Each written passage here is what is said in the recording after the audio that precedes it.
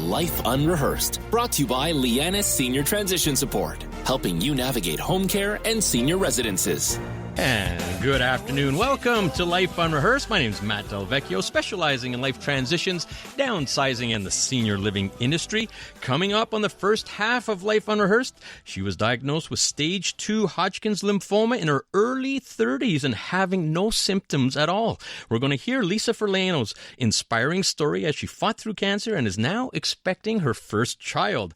And on the second half of the show, everything eye care related as we age. We're going to be talking about the latest in cataract surgery, macular degeneration, and glaucoma. That will be after the 4:30 news. Thanks for joining me on a gorgeous Sunday afternoon, and shout out to Team Canada for winning the World Championships. Way to go, guys. That's great news. And I'd like to start off with a shout out to Summit School. This is a wonderful school for special needs students and young adults. In fact, my daughter is a past student of this amazing school. Summit is kicking off its 60th anniversary, that's right, 60th, with another original production by its exceptional performing arts program. The original school play is called Speechless, and it's going to be presented at the Pierre Feirlano Center on the evening of June 15th. The show is a celebration of Summit through the story of a non-speaking student who comes out of his shell with the help of friends, family, and staff. It shows that just because a person can't speak doesn't mean they don't have something amazing to say. And it's a 70-minute original production full of dance and song and showcases over 40 of their amazing students. If you ever have an opportunity to see something, this would be it. It's at Thursday, June 15th, 2023, this coming June, at the Salle Pierre Feirlano Center. Look up Summit Speechless. Just Google Summit Speechless and it will all be there. Good job, gang, there.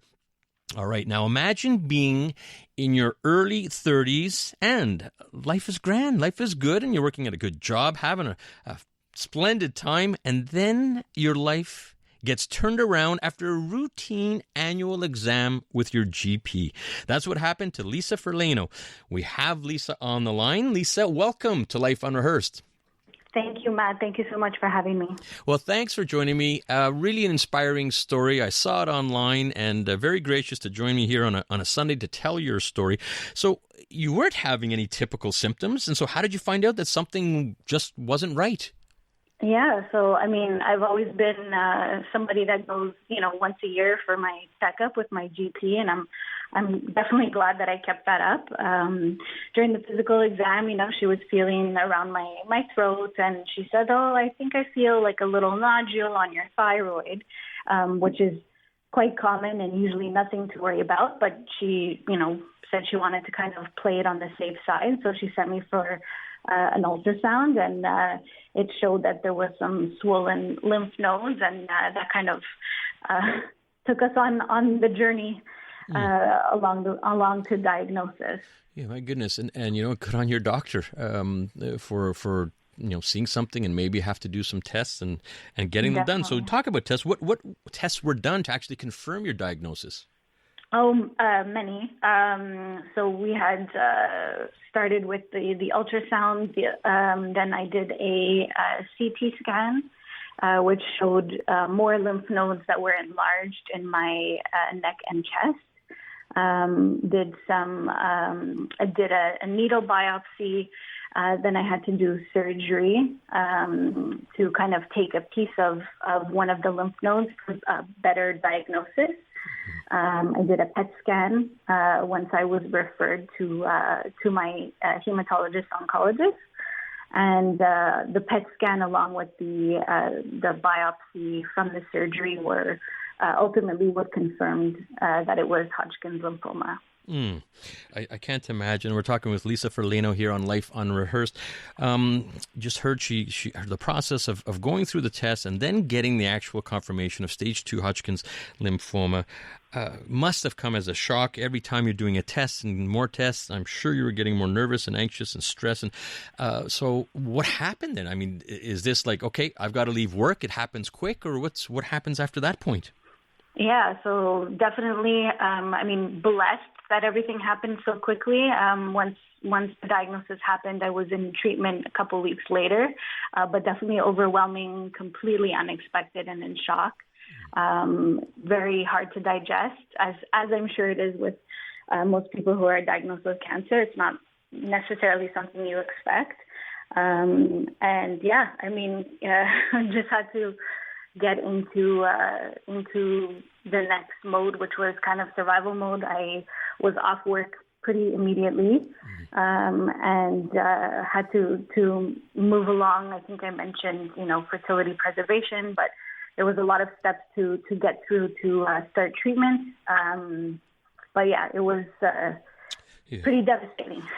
Geez, I can't imagine, Lisa. And we knock our healthcare system so often, and it's nice to hear that once you were in, they moved very, very quickly, and comforting, I'm sure, for you. You mentioned fertility preservation process. So what happened there? Yeah, so when you're on the younger side, I suppose they ask you questions, and my oncologist asked if having a family was something that I was interested in, if I already had kids, and I said no, and yes, I was interested. So, to be on the safe side, even though the particular treatment I was on usually doesn't have an effect on fertility, to be on the safe side, they suggested that I do preservation. So I was referred to the Montreal Reproductive Center, which was amazing. I was in the care of Dr. Bucket, who is the director and is so incredible and so compassionate. And we froze. Actually, I was going to freeze eggs, and then was told that because I didn't have enough time to do all the hormone shots, and the timing was very short, that the better chance I had of having something survive was to actually make embryos.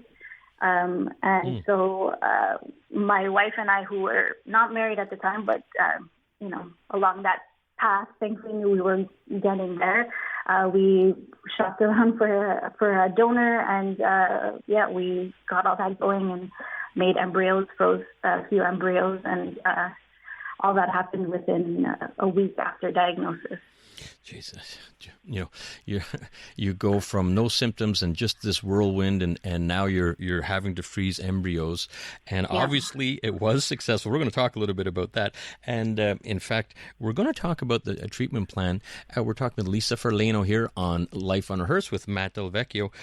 Lisa, we're going to talk about not just the treatment plan and how it affected you physically, but I think with many people who are dealing with cancer or very stressful situations, it's the post-psychological effects as well. And you're a big advocate and proponent to talk about that. Life Unrehearsed, brought to you by Lianas Senior Transition Support, helping you navigate home care and senior residences. Welcome back to Life Unrehearsed. Matt Del Vecchio here, and I'm talking to Lisa Feirlano, who fought through stage 2 Hodgkin's lymphoma. Lisa, I figured I'd do a little tribute to Tina Turner here for us, and celebrating your amazing story fighting through stage 2 Hodgkin's lymphoma.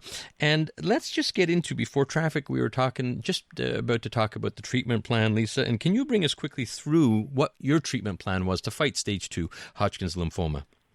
Yeah, so I did about 4 months of chemotherapy.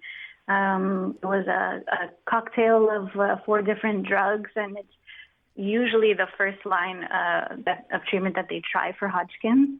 And thankfully, in my case, it worked well. And I had periodic PET scans along the way just to see the progress. But I was lucky enough that the first line worked. And let's remind listeners, you were in your early 30s. So when you're going through chemo, you were how old now? Now I'm 35. And I was 31 at the time of diagnosis and treatment. Wow. Okay, so, we talked about some of the physical effects and psychological effects. Let's start with some of the physical effects that you experienced. Yeah, so I had, of course, pretty debilitating fatigue, which is common in a lot of different cancer therapies. I had, anything from rashes and skin marks, some scars, which I still have today. I had, your immune system is lowered, so I had, I got a virus of some sort towards the end of my treatments, and I had really a fever of 104 for about 2 weeks.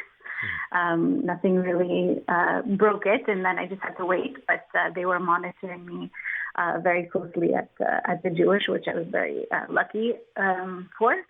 But yeah, I was lucky that the medications that I was on helped prevent any extreme nausea. Definitely got worse towards the end. It's usually a cumulative effect. So some of the medications I was taking, they kind of burn your veins a bit. So my treatments in the last month or so lasted a couple hours longer than at the beginning, just so that they can kind of dilute the medication over a longer period of time to make me more comfortable. And as you were saying, Lisa, those are just the physical aspects of and the effects of 4 months of chemo. But perhaps even more importantly, what were some of the psychological effects of treatment and post-treatment? It's definitely isolating.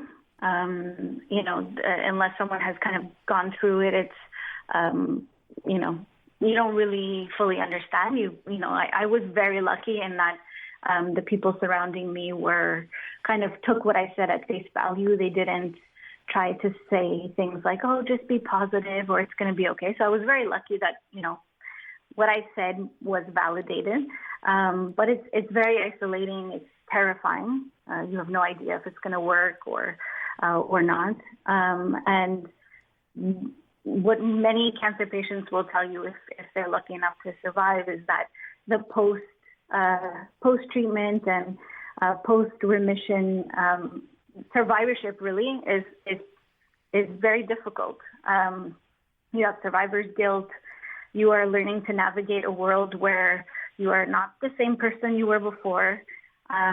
You're very grateful to be alive and healthy, but you're, kind of marked with this forever. It follows you forever. I will have follow-ups for the rest of my life. It will be something that it's on, it's my risk factor forever. It's always going to be there. And you're always worried it will come back. Even if the years go by and your risk is lowered, it's very scary to have this kind of follow you. And that's something a lot of people don't verbalize, but it's very real. Yeah, it's there in the back of your mind. We've had several cancer patients here on Life Unrehearsed, and they always bring this up. It certainly is always on the back of your mind. You are listening to Life Unrehearsed. Matt Del Vecchio here, and I'm talking to Lisa Feirlano, who fought through stage 2 Hodgkin's lymphoma. You went through all that, Lisa. There is a feel-good story for everything you've gone through, and I hear you are pregnant now at 35. I am, yes. I'm entering my 35th week now. And very excited, very blessed that we have such a wonderful thing to look forward to now. That will bring a lot of joy to us and to our family, I think, and our friends. To have something wonderful to share. It was so nice to share good news with everybody. Well, at 35th week, Lisa, coming quick. So due dates around when? When are you looking at? July 5th is the due date. Around the corner. Well, wishing you the best of luck. Can you very quickly bring us through the IVF process with your wife? Yeah, so we knew we wanted to do something that's called reciprocal IVF. I knew I always wanted to carry a child, and seeing as how we have 2 sets of eggs, we had the kind of flexibility to use either or. So I had mine that were frozen, and we used my wife's eggs, and we got a donor. Well, we chose the same donor, and we made some embryos and implanted one in me, and it took a few tries, about a year and a half. But after the 4th one stuck, and so she'll be biologically related to him, and I will be, physically and emotionally bonded with him in a different way. So that we were both part of the process, and that was something that we had discussed for a long time, and it was really important to us. So very blessed to also have that option. That is amazing, Lisa. So glad to hear about that, and so happy for you and your wife, and really want to wish you good luck. And July is around the corner. I want to get a shout out, as do you, to the JGH Foundation. So how can our listeners find out a little bit more about the JGH Foundation? They can go to letsavelives.org. They can learn more about the foundation. My story is up there, and they can donate if they'd like to. And I do want to mention briefly, as I had mentioned to you, that at the donations that you make actually go to real people. My oncologist, Dr. Johnson, she does a lot of research and studies, and I have benefited directly from those. I can tell you that I'm in those studies, as are many of her other patients. And so these donations you make don't just go to administrative fees. The majority of it really goes to research and helping to save lives. And I love the tagline of Let's Save Lives. And you've taken it a step further, Lisa, not just saving lives, but you're bringing in a new life into this world quite soon. So again, congratulations, wishing you and your wife the very best. Thank you so much. Thank you so much for having me. All right, Lisa, thank you very much for coming on Life Unrehearsed. That's Lisa Feirlano. Went through stage 2 Hodgkin's lymphoma in her early 30s. She's now 35 and pregnant with a baby due in July. And you could look up Let's Save Lives with the Jewish General Hospital Foundation for a great cause. All right, next up on Life Unrehearsed, everything eye care related as we age. We're going to be talking about the latest in cataract surgery, macular degeneration, and glaucoma